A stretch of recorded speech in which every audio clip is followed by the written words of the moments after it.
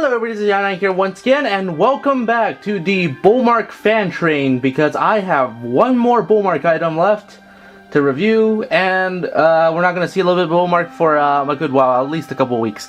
So, in any case, we're going to get to today's review topic. It's going to be on the Bullmark, or the B Club,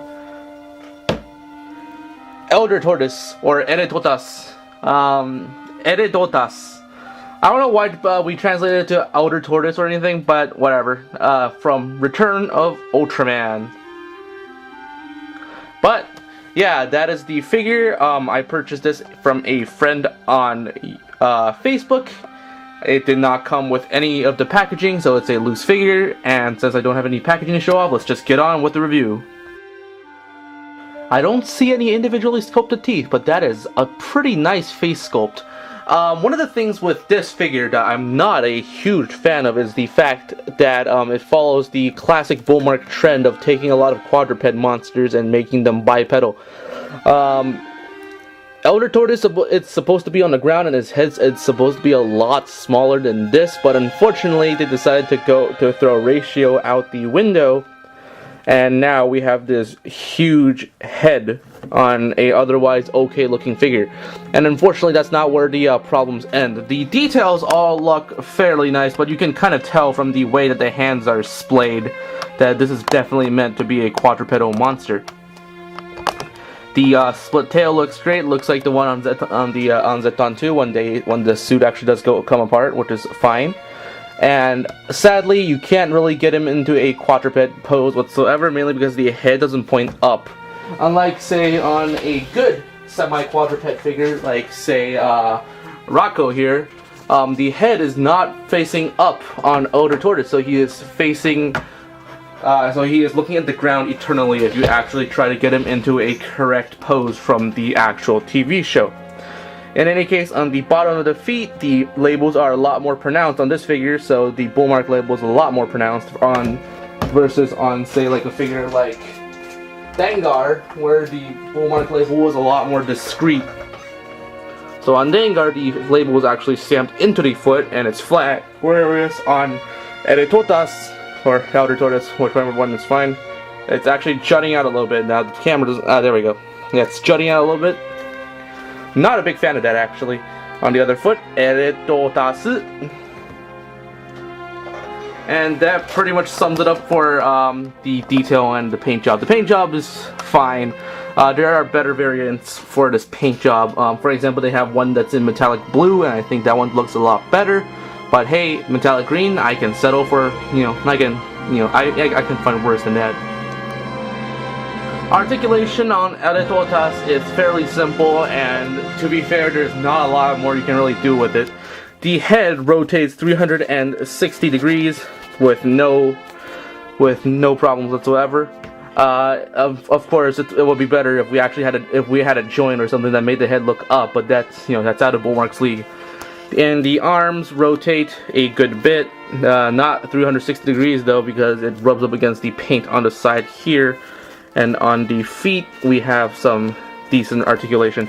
I really have no idea whether or not I want to try to keep him in a quadrupedal pose, or have him both look up at the ceiling and look up like that. Because the figure is definitely meant to be like this, but in the show it was not. So who knows. Let's get on to some size comparisons, because we always need one of those in these nowadays. I'm cutting Ultra Heroes out of the size comparison thing altogether, because I know for a fact that Ultra Heroes are not that great. I don't own a lot of them. But anyway, here is the one figure that I'm going to be using from now on as a benchmark, or whatever variants of this figure I can use as a benchmark to gauge all the other figures I'm getting. I'm using the Bandai Ultra Monster Series Monsager. This is the 2000 release, and the reason I say that I could use any version is because I have three copies of this thing, and I can probably use them whenever I want. Thankfully, there's not a lot of mold shrinkage between the Bandai years, and yeah, Eldertortise definitely towers over Monsager. It's not necessarily a bad thing, but in any case, it could be a little better. Eldertortise was released at a time when Bullmark figures were still sized with a little bit of consistency in mind. So compared to figures like Dengar, he looks fine. Similarly, compared to some of the other better made Bullmark figures from Return of Ultraman, he is also fairly much fine. Figures like, when I'm getting out, figures like Ghostron look fairly good next to him. If Ghostron's not a little bit too tall, and that's pretty good. Unfortunately, when we moved on to Bullmark's later years, when they made things like Cosmo Liquid, things got a little out of hand. But in any case, the scaling between the other Bullmark figures and this one is actually fairly good, and I see no reason as to why I should ever dock points on him for this.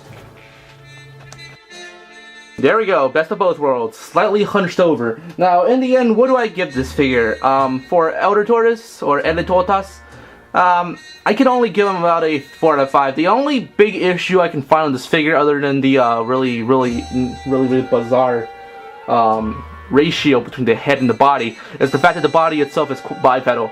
Now, admittedly, this has been an issue with Bullmark for a good while with figures like, say, with figures like Kemular. They were always standing bipedal, even though they were quadrupeds in the show.